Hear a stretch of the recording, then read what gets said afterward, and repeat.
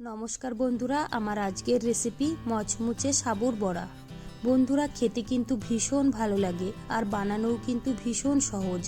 উপরটা থাকবে একদম মচমুচে, ভিতরটা থাকবে নরম, খেতে হবে অসাধারণ।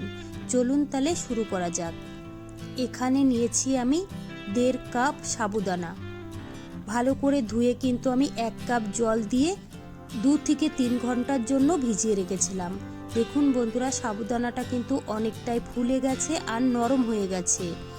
এই কাপ মেপে নিয়েছিলাম আমি 1.5 কাপ সাবুদানা, 1 কাপ জল দিয়ে ভিজিয়ে রেখেছিলাম। এবার একটা বাটির মধ্যে ঢেলে নেব। এবার দিয়ে দেব আমি সিদ্ধ করা আলু।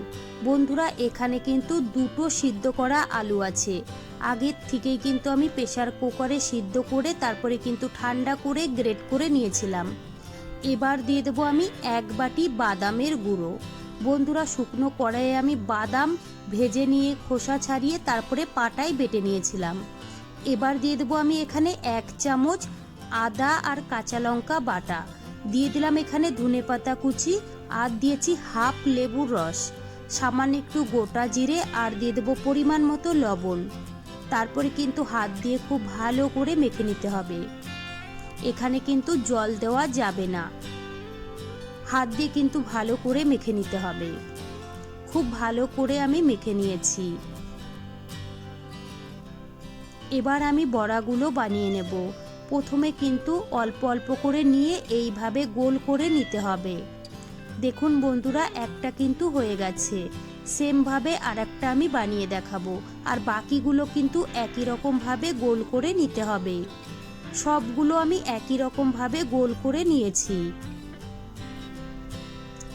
প্রথমে কিন্তু একটা বল নিয়ে নেব, তারপরে কিন্তু হাত দিয়ে একটু এইভাবে গোল করে তারপরে কিন্তু চ্যাপ্টা করে নিতে হবে।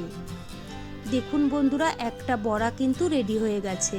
সেমভাবে আর একটা বড়া আমি বানিয়ে দেখাবো, আর বাকি বড়াগুলো কিন্তু একই রকমভাবে বানিয়ে নিতে হবে। সবগুলো বড়া আমি রেডি করে নিয়েছি। কড়াইয়ে আমি তেল গরম হতে বসিয়ে দিয়েছি। তেলটা খুব ভালো করে গরম করে নিতে হবে।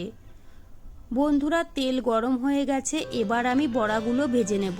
একসঙ্গে কিন্তু সবগুলো দেওয়া যাবে না, অল্প অল্প দিতে হবে আর ভাজতে হবে। 1 থেকে 1.5 মিনিট আমি এইভাবেই রেখে দিয়েছিলাম। তারপরে আমি উল্টিয়ে পাল্টিয়ে সুন্দর করে ভেজে নেব। উপরটা থাকবে মচমুচে, ভিতরটা থাকবে একটু নরম, খেতে কিন্তু ভীষণ ভালো লাগবে। দেখুন বন্ধুরা, উল্টিয়ে পাল্টিয়ে সুন্দর করে ভেজে নিয়েছি। সুন্দর একটা কালারও চলে এসেছে। আর দেখলেন তো বন্ধুরা, একটা বড়াও কিন্তু তেলে দেওয়ার পরে ভেঙে যায়নি। বাকি বড়াগুলো একই রকমভাবে ভেজে নিতে হবে। সবগুলো বড়া কিন্তু আমার ভাজা হয়ে গেছে। এবার একটা প্লেটে আমি তুলে নেব।